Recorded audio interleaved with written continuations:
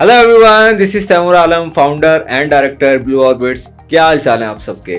Client को onboard करने के बहुत सारे तरीके होते हैं, लेकिन पाकिस्तानी फ्रीलांसर्स और टीयर 3 की जो एजेंसीज हैं वो एक बहुत बड़ी मिस्टेक करती हैं, जहाँ पे भी उनको अंदाज़ा होता है, थोड़ा सा भी वो जज करते हैं कि क्लाइंट जो है वो बजट के मामले में या कॉस्टिंग के मामले में थोड़ा सा शेकी है या इसके पास पैसा कम है, तो वो उसको डिक्लाइन करना शुरू कर देते हैं। वो उस पर उनका टोटल ही इंटरेस्ट जो है वो ख़त्म हो जाता है और फिर वो लीड जो है वो ज़ाया हो जाती है। फिर उस लीड को जो है वो दूसरी एजेंसीज, खासतौर पे इंडियन एजेंसीज, उस लीड को बहुत अच्छे से प्ले अराउंड करती हैं और वो ऑनबोर्ड कर लेती हैं। तो चलें आए इस टॉपिक पे बात करते हैं कि अगर क्लाइंट थोड़ा बहुत भी शेकी है तो आप उसको कॉस्टिंग जो है वो किस तरीके से दे सकते हैं। तो इसमें दो मेथड होते हैं, फिक्स टाइप होती है और आवरली होती है। तो इन दोनों के बीच में आप प्ले अराउंड किस तरीके से कर सकते हैं, आज उस पर हम बात करते हैं। तो सबसे पहले बात करते हैं फिक्स टाइप कॉस्ट, कि आपको फिक्स टाइप कॉस्ट कब देनी चाहिए। देखें, अगर आपके पास एक क्लाइंट आता है और वो आपके पास एक ई कॉमर्स का प्रोजेक्ट लेकर आया है, तो सबसे पहले आप ये देखेंगे कि उस ई कॉमर्स प्रोजेक्ट में आपकी एक्सपर्टीज कितनी है, आपका प्रीवियस पोर्टफोलियो कैसा है उस प्रोजेक्ट के लिहाज से। यानी कि जो आपको प्रोजेक्ट डिस्क्रिप्शन दी गई है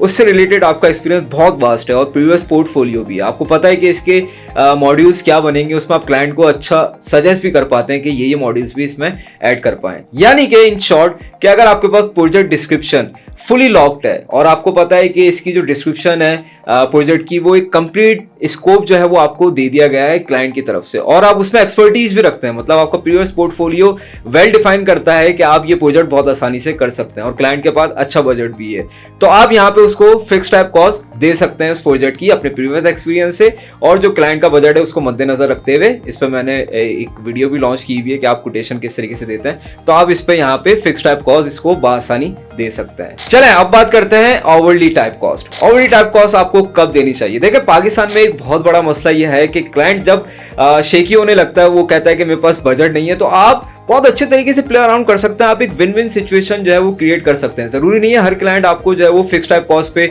और एक अच्छा अमाउंट जो है वो दे दे, उसके पास सर्टेन केसेस में जो है वो बजट कम होता है। तो सबसे पहले आप क्या करेंगे, अगर आपके पास क्लाइंट का बजट कम है तो आप उसको एक ऑफर क्रिएट करेंगे कि अगर आपका इतना बजट नहीं है फिक्स टाइप पे, लेट सपोज वो आपको एक प्रोजेक्ट डिस्क्रिप्शन देता है और आप कहते हैं कि 3 महीने में बनेगा और इसकी $15,000 लेट सपोज उसकी कॉस्टिंग है, तो कहता है 15,000 तो मैं अफोर्ड नहीं कर सकता, तो फिर आप उसको आवरली पे लाने की कोशिश करें। अब आप आवरली कॉस्ट में उसको लाने की किस तरीके से कोशिश करेंगे, आप ये कहेंगे how much you can afford per month. वो कहता है कि XYZ अमाउंट मैं पर मंथ अफोर्ड कर सकता हूं। अब आप क्या करेंगे, जो फार्मूला मैं ऑलरेडी अपनी प्रीवियस वीडियो में दे चुका हूं आवरली कॉस्ट कैलकुलेट करने का, आप उसके लिहाज से आवर्स कैलकुलेट करेंगे कि इसकी प्रोजेक्ट की डिस्क्रिप्शन कितने वर्किंग आवर्स में जाएगी।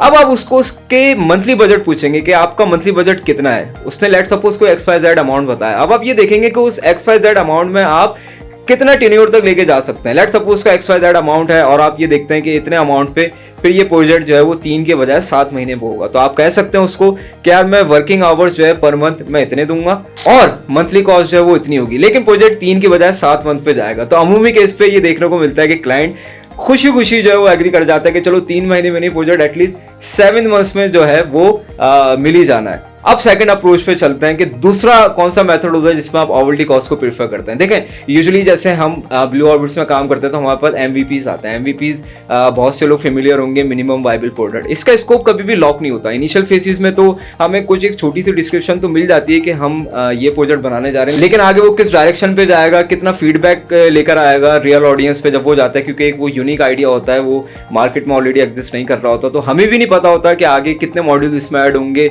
जब ये रियल यूजर्स के पास जाएगा तो वो भी कुछ सजेशन देंगे, कुछ नई चीजें ऐड होंगी। तो यहाँ पे हम क्या करते हैं, तो यहाँ पे हम कोशिश करते हैं कि उसको BPO या रिसोर्स ऑगमेंटेशन के मॉडल पे लेकर आ जाए। जितने भी मेंबर्स इस प्रोजेक्ट में इन्वॉल्व होने वाले होते हैं, like developers, designer, project managers, DevOps, lead architect, तो हम उसकी मंथली कॉस्ट बता देते हैं कि इनकी सैलरी जो है हम ये लेंगे। अब आप प्रोजेक्ट को चलाते रहें। तो इसमें क्या बेनिफिट होता है, सबसे बड़ा बेनिफिट ये होता है कि चेंजेस आती रहे। महीने में 1000 चेंजेस भी आ जाए तो हमें नहीं खलती वो चेंजेस, क्योंकि हमने फिक्स टाइप तो दी हुई नहीं है।